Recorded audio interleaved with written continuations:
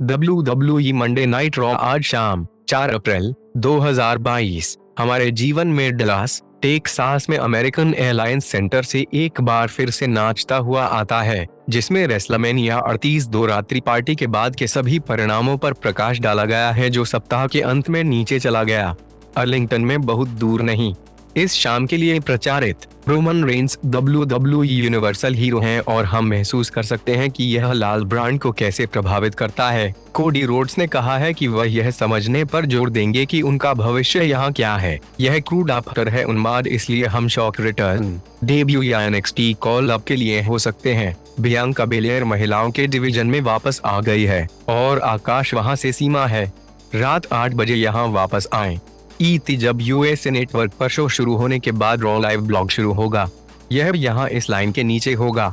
WWE raw के परिणाम और 4 अप्रैल के लिए लाइव ब्लॉग। इसके अलावा जब कहानी मोड़ लेती है तो यह एक लचीलेपन विशेषज्ञ की तरह मोड़ जाती है। कुशल धोखे और तेज व्यापार। पुराने स्टंट को फिर से तैयार किया गया है, फिर भी एक कुश्ती शो को लाइव ब्लॉगिंग कर रहे हैं। यह कभी बदलाव के संकेत नहीं दिखाता है। लोग शो की शुरुआत रेसलमेनिया के रॉ हिस्से के रिकैप के साथ होती है। अमेरिकन नाइटमेयर कोडी रोड्स ने प्रवेश किया। वह हमसे यह पूछने से पहले कि हमें क्या चर्चा करने की आवश्यकता है, समूह की पूजा को लंबे समय तक अवशोषित करता है। उनका कहना है कि 47 दिन हो गए हैं जब अप्रत्याशित खबर आई कि वह एक स्वतंत्र विशेषज्ञ थे और उन्होंने चुप रहने का फैसला किया। उन्होंने ऐसी कहानियां और अटकलें सुनी जो बकवास थीं, और हर कोई सोचता है कि WWE में वापस आने का विकल्प मुश्किल था।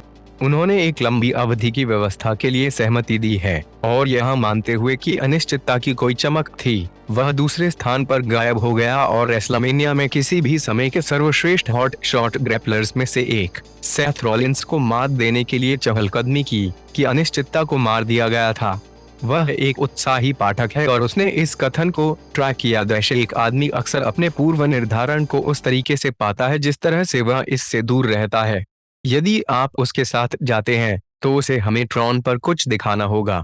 It's the American dream. Dusty Rhodes WWF championship को पकड़े हुए है और यह कहना आसान है कि वह उनके पिता है, और बेहतर यह मानना है कि वह एक किंवदंती है, एक अप्रेंटिस का बच्चा, रोजमर्रा का व्यक्ति। उसके अलावा वह उसकी किंवदंती थी।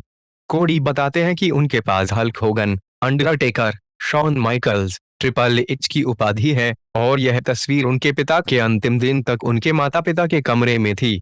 जैसे ही वह व्यवसाय में आया, उसने थोड़ी इच्छा शक्ति इकट्ठी की और डस्टी से पूछा, मुझे नहीं पता था कि आप हल्क होगन की तरह एक शीर्ष कुत्ते थे। डस्टी ने उस पर एक नजर डाली और लगातार और कठोर रूप से समझ में आया कि शीर्ष कुत्ते के लाभ को देखते हुए वह काउंट आउट से मैच में हावी रहा, लेकिन चैंपियनशिप के लिए शीर्ष पर नहीं आया। उस समय 8 साल की उम्र में उन्होंने महसूस किया कि उन्हें इस चैंपियनशिप के लिए शीर्ष पर आने और अपने पिता के हाथों में आने की उम्मीद है, और उन्हें बताएं कि अब कोई भी इसे उनसे नहीं हटा सकता है। यहाँ कई लोगों ने उसके भ्रमण का अनुसरण किया है, फिर भी यह मानते हुए कि आप इससे अलग हैं। दुख की बात है कि कल्पना ने बाल्टी को सीधे उसके सामने लात मारी और वह खुला दरवाजा गुजर गया। या दूसरी ओर सही, वास्तव में वह वास्तव में अपने पिता के हाथों में यह उपाधि नहीं दे सकता है, लेकिन वह इसे अमेरिकी दुःस्वप्न के पेट में डाल सकता है। यह देखते हुए कि उसकी चुप्पी टूट गई है, उसकी उम्मीदें स्पष्ट हैं, और वह हमारे सामने अंतिम रूप से तैयार रहता है, और वह इसे पूरा करेगा। वह भेदभाव देगा जो उसके परिवार ने लंबे समय से नकारा है, और वह इसे अपने और मेरे लिए, जहां तक खुद का संबंध है, अपने परिवार के लिए और अमेरिकन ड्रीम डस्टी रोड्स के लिए करेगा।